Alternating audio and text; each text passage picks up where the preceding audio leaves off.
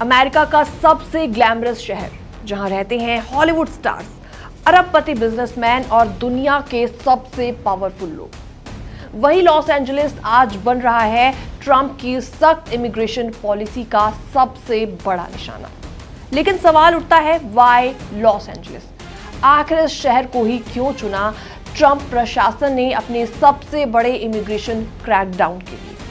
नमस्कार, मैं हूं आपके साथ प्रेरणा कौशिक और आप देख रहे हैं एनबीटी इंटरनेशनल। लॉस एंजलिस कोई छोटा मोटा शहर नहीं है, ये अमेरिका की सबसे बड़ी और सबसे डाइवर्स आबादी का इलाका है। लॉस एंजलिस काउंटी में रहते हैं करीबन 1 करोड़ लोग, यानी पूरे कैलिफोर्निया की आबादी का 27%। इनमें से लगभग 1/3 लोग विदेश में पैदा हुए। अकेले लॉस एंजलिस शहर की बात की जाए तो यहाँ 3.9 मिलियन लोग रहते हैं और उनमें से 35% विदेशी मूल के हैं, यानी बाहर के हैं।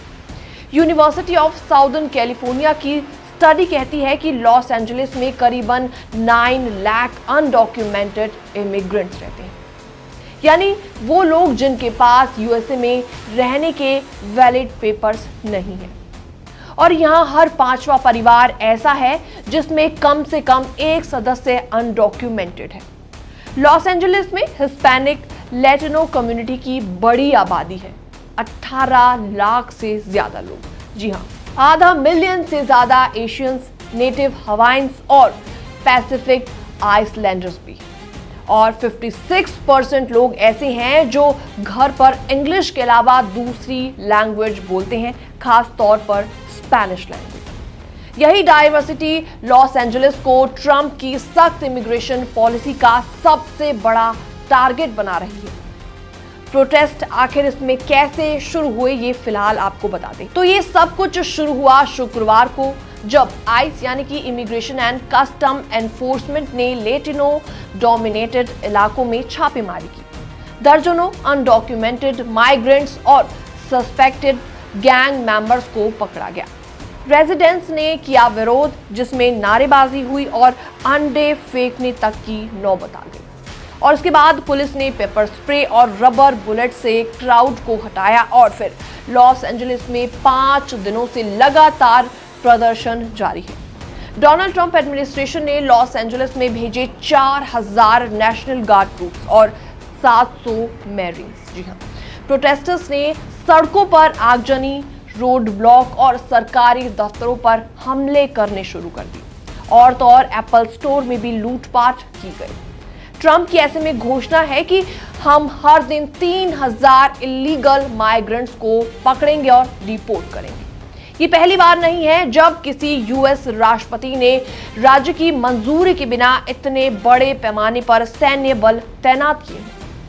तो ऐसे में क्या मतलब है इसका इंडियंस और इमिग्रेंट्स के लिए, इसके बारे में आपको बताते हैं। दरअसल अगर आप अनडॉक्यूमेंटेड हैं, ओवरस्टे पर हैं या फिर मिक्स्ड स्टेटस हाउस होल्ड में रहते हैं, लॉस एंजलिस जैसा शहर अब सेफ जोन आपके लिए बिल्कुल भी नहीं है। आइस की छापेमारी अब किसी भी समय हो सकती है। डेमोक्रेटिक नेता ने इस पर अपना रिएक्शन देते हुए बोला कि ये तानाशाही है। ऐसे में डोनाल्ड ट्रंप वापसी के बाद इमिग्रेशन एनफोर्समेंट को लेकर पूरी तरीके से सीरियस है। लॉस एंजलिस सिर्फ एक शुरुआत है। आने वाले समय में Indian origin families, students and visa holders को एक्स्ट्रा अलर्ट रहने की जरूरत है। फिलहाल इस रिपोर्ट में इतना ही। बाकी वर्ल्ड से जुड़ी छोटी और बड़ी खबरें देखने के लिए बनी रहिए एनबीटी इंटरनेशनल के साथ।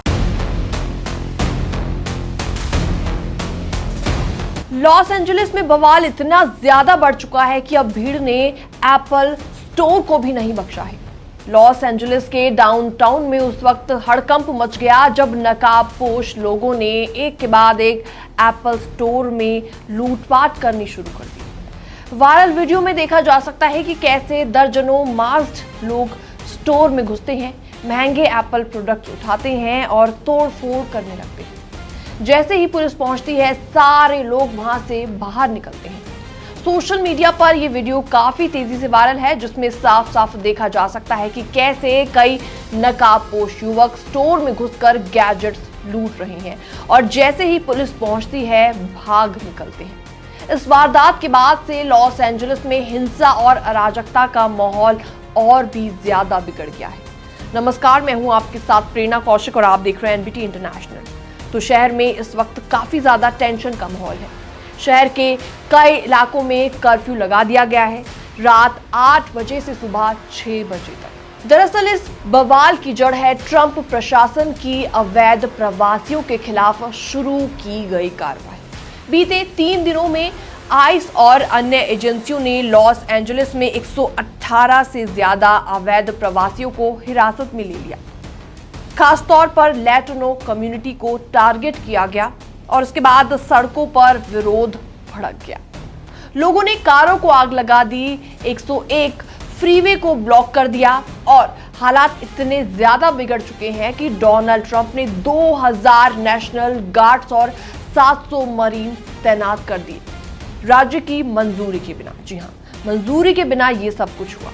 मेयर कैरन बास ने एप्पल लूट कांड पर अपना गुस्सा जाहिर करते हुए कहा, जो लोग स्टोर लूट रहे हैं उनका अप्रवासी समुदायों से कोई लेना देना नहीं है, उन्हें जवाब देना होगा।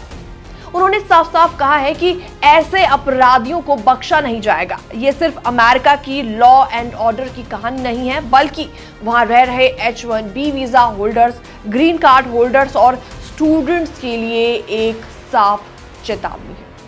आइस रेड्स की आड़ में गलतफहमी में कानूनी अप्रवासियों को भी टारगेट किया जा सकता है। सार्वजनिक जगहों पर रहना जोखिम भरा हो सकता है और प्रदर्शन से दूरी बनाकर रहना ही समझदारी होगी। एप्पल स्टोर की लूट में अमेरिका के कानून व्यवस्था की भी पोल खुल गई है और लॉस एंजलिस की सड़कों पर जो आग जल रही है उसका धुआं अब अमेरिका की इमिग्रेशन पॉलिसी तक पहुंच चुका है। फिलहाल इस रिपोर्ट में इतना ही। बाकी वर्ल्ड से जुड़ी छोटी और बड़ी खबरें देखने के लिए बनी रहिए एनबीटी इंटरनेशनल के साथ।